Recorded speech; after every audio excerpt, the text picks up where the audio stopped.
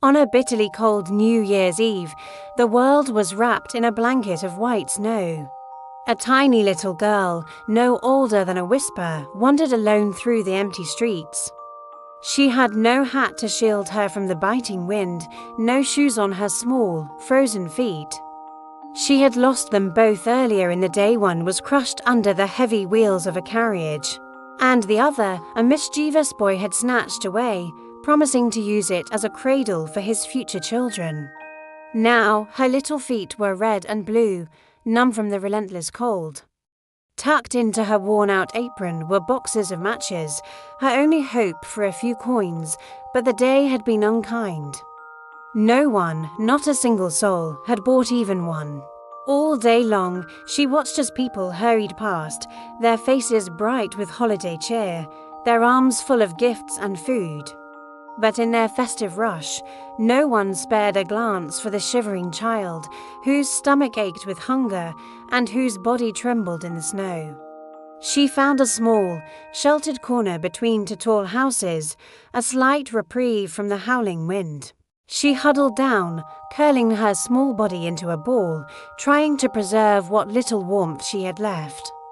Going home wasn't an option. Her father, she knew, would be angry that she hadn't sold a single match. His disappointment would be colder than the winter night. Her fingers were so stiff, almost lifeless. Desperate for a flicker of warmth, she carefully pulled out a single match from a box. With a trembling hand, she struck it against the wall, asterisk scratch. Asterisk, a tiny, brilliant flame danced to life. As she cupped her hands around it, the light grew, casting a warm, magical glow. In that fleeting moment, she wasn't in a cold alley anymore. She was sitting in front of a magnificent iron stove, its brass knobs gleaming, a wonderful fire crackling and radiating a blissful heat. She stretched out her feet to warm them, but just as the comfort seeped into her bones, the match sputtered and died. The grand stove vanished, and she was left with only the cold, damp wall. She had to try again. She lit a second match. The light shone upon the wall, making it as transparent as a veil. She could see right into a dining room. A pristine white cloth covered a long table, set with gleaming china, and in the center, a magnificent roasted goose, stuffed with apples and prunes, steamed invitingly, suddenly. The goose hopped down from its platter and waddled across the floor, straight towards her. But then, the match went out, the wall became solid and cold once more. And the delicious feast was gone. She dared to light a third match. Instantly, she was standing before the most beautiful Christmas tree she had ever imagined.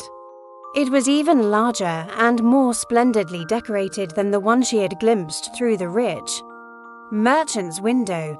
Thousands of tiny candles flickered among its green branches, and colorful ornaments, like the ones in shop windows, sparkled down at her.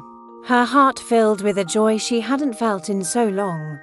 She reached out her hands to touch the beautiful lights, but the match fizzled out. The Christmas lights rose higher and higher until they became the twinkling stars in the dark night sky. As she looked up, a single star fell, streaking a line of fire across the darkness. "Someone is dying," she whispered to herself.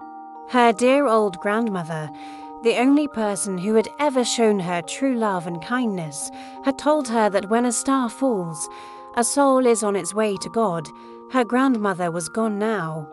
But the memory of her love was a constant, quiet warmth in her heart, with a hopeful prayer. She struck another match against the wall.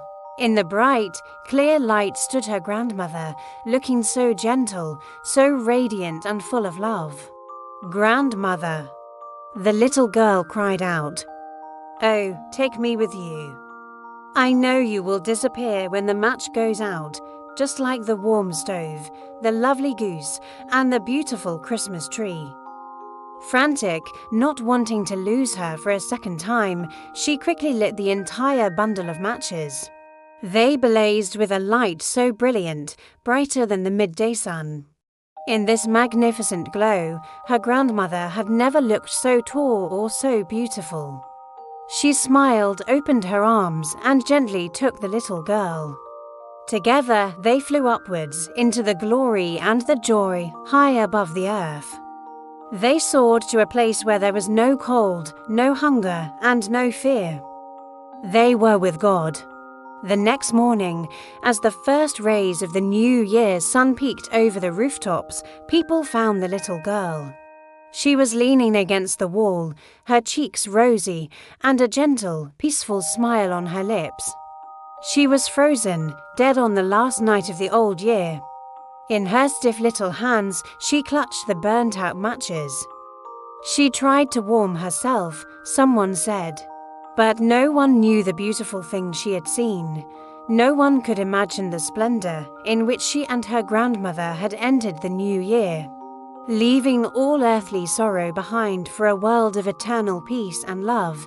Thank you for listening. If this story touched you, please consider liking this video and subscribing for more tales that stir the heart.